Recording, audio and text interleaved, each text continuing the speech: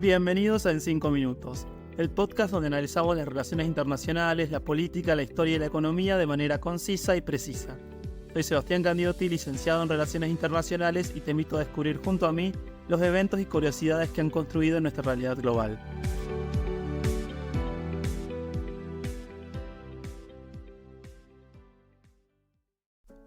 La noche del 2 de agosto de 1990, un hecho que quedó en la historia se desarrolló en el Golfo Pérsico.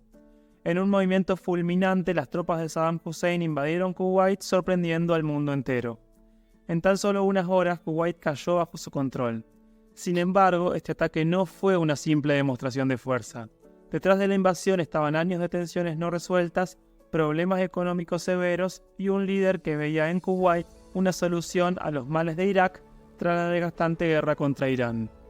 La guerra Irán-Irak, que duró 8 años, dejó a Irak devastado económica y socialmente. Aunque no perdió el conflicto, tampoco lo ganó y las consecuencias fueron brutales. Irak emergió de la guerra con una deuda colosal que superaba los $80.000 millones, y parte de esa deuda estaba en manos de Kuwait y Arabia Saudita. Hussein, lejos de encontrar alivio entre sus vecinos, se sintió traicionado.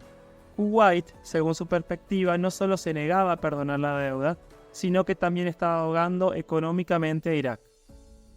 El petróleo, como en muchos otros conflictos, jugaba un papel central. Irak, dependiente del crudo para sus ingresos, se encontró en una situación desesperada. Las cuotas de producción de la OPEP mantenían los precios bajos y Saddam acusó a Kuwait de violar esas cuotas, inundando el mercado con más petróleo del permitido, bajando su precio y afectando directamente las finanzas iraquíes. Saddam también alegaba que Kuwait robaba petróleo de un yacimiento en la frontera mediante perforaciones inclinadas, una acusación que nunca se probó, pero que él utilizó para justificar la invasión. Además de los problemas económicos, existía un reclamo territorial histórico. Kuwait, que alguna vez había sido parte del Imperio Otomano, era visto por Saddam como parte legítima de Irak, específicamente de la provincia de Basora. La anexión de Kuwait podría haber solucionado muchas de las dificultades financieras de Irak. Controlando el petróleo kuwaití, Saddam no solo aumentaría significativamente sus reservas, sino que también tendría un mayor control sobre el mercado global del crudo. Pero la invasión a Kuwait no fue solo un conflicto local. La respuesta internacional fue inmediata y contundente.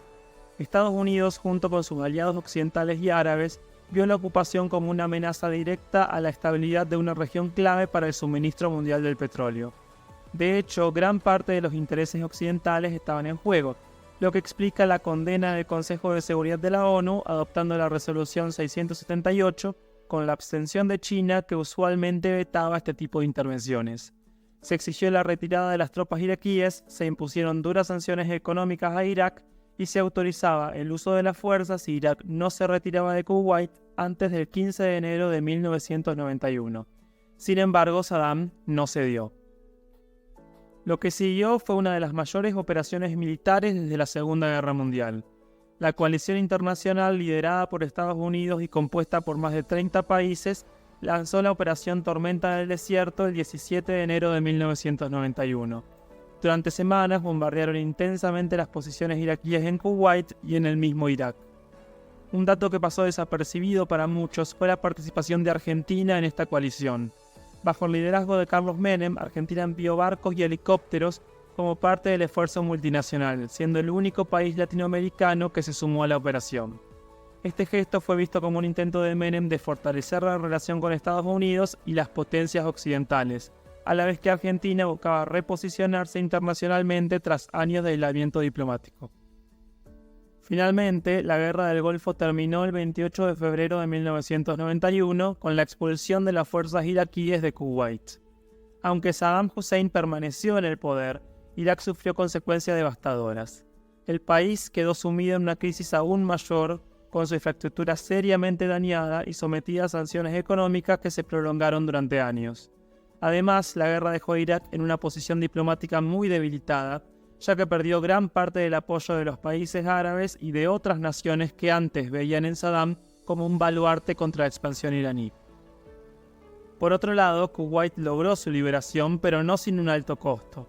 El pequeño país quedó prácticamente destruido y tardó años en reconstruirse, mientras que las secuelas del conflicto afectaron profundamente a su sociedad y economía. La invasión de Kuwait y la posterior guerra del Golfo marcaron un antes y un después en la geopolítica de la región. Los intereses petroleros, las disputas territoriales y los juegos de poder de los líderes mundiales se entrelazaron de manera decisiva, dejando cicatrices que todavía son visibles en el Medio Oriente.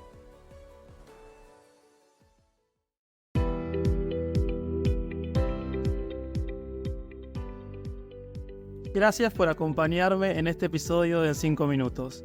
Nos encontramos en el próximo capítulo para continuar nuestro viaje a través de las relaciones internacionales y los eventos que definen nuestro mundo.